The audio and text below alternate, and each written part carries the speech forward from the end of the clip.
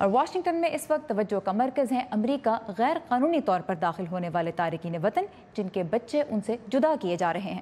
والدین سے ان کے بچے علیحدہ کرنے کی ویڈیوز اور تصاویر سامنے آنے کے بعد امریکہ میں غم و غصے کی لہر دوڑ گئی ہے۔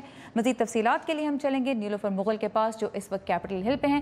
نیلوفر، پہلے تو یہی بتائیے کہ بچوں کو ان کے والدین سے کیوں الگ کیا جا رہا ہے؟ سارا، امریکہ میں جو غیر قانونی تارکین وطن کا معاملہ ہے وہ بہت بڑا ایشو بن گیا ہے۔ میکسیکو اور امریکہ کی سرحد پر جو سیکیورٹی اہلکار ہیں وہ ان تارکین وطن کو نشانہ بناتے ہیں جو چیک پوسٹوں کی بجائے دیگر مقامات سے امریکہ میں داخل ہونے کی کوشش کرتے ہیں، لیکن چونکہ وہ جرم کا ارتکاب کرتے ہیں اس لیے انہیں اپنے بچوں سے اس وقت تک کے لیے جدا کر دیا جاتا ہے جب تک کہ قانونی جانچ پڑتال نہیں ہو جاتی، تحقیقات نہیں ہو جاتی۔ لیکن یہاں واشنگٹن میں کچھ حلقے اس معاملے پر تنقید کا بھی اظہار کر رہے ہیں کہ بچوں کو والدین سے کیوں جدا رکھا جا رہا ہے، اور دوسری جانب ہم دیکھ رہے ہیں کہ امریکی ایوان نمائندگان امیگریشن اصلاحات میں بڑی تبدیلیوں کے لیے ایک ووٹنگ پر بھی کے لیے بھی تیاریاں کر رہے ہیں۔ مزید جاننے کے لیے دیکھیے یہ رپورٹ۔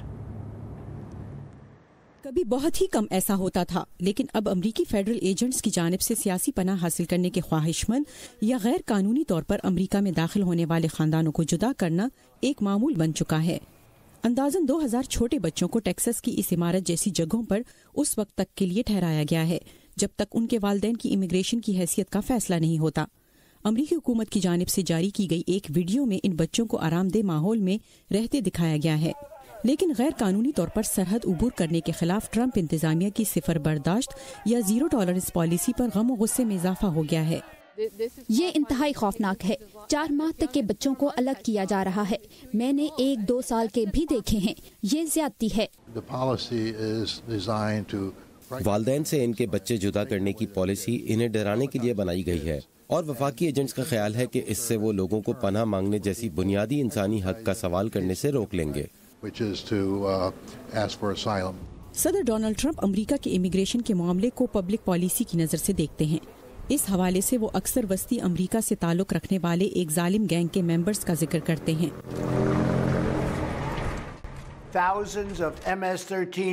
ہزاروں کی تعداد میں ایم ایس گینگ کے ممبرز جو ہمارے ملک میں داخل غیر قانونی طور پر اور پرتشدد انداز میں داخل ہوئے، ان کا ایک ہی مقصد ہے: قتل، ریپ اور قبضہ کرنا۔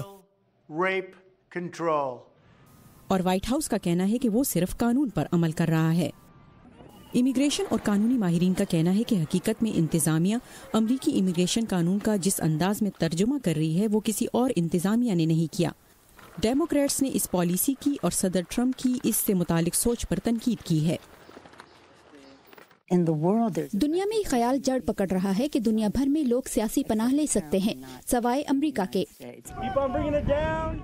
امریکی ایوان نمائندگان اس ہفتے 2 مد مقابل ریپبلکن امیگریشن ریفارم بلز پر ووٹ کی تیاری کر رہے ہیں۔ ہم شروع سے ہی کہہ رہے ہیں کہ ایوان امیگریشن اصلاحات پر سنجیدگی سے اور بامعنی انداز میں بحث کریں، اور لگتا ہے کہ تقریباً 1 عشرے میں پہلی مرتبہ ایسا ہو رہا ہے۔ یہ دونوں بل ان ہزاروں دستاویز نہ رکھنے والے تارکین وطن بچوں کو قانونی حیثیت فراہم کریں گے۔ اس سے قانونی امیگریشن میں اہم تبدیلیاں آئیں گی اور امریکی سرحدی سیکیورٹی بہتر ہوگی، لیکن یہ واضح نہیں کہ اس سے کافی ووٹ ملیں گے یا نہیں۔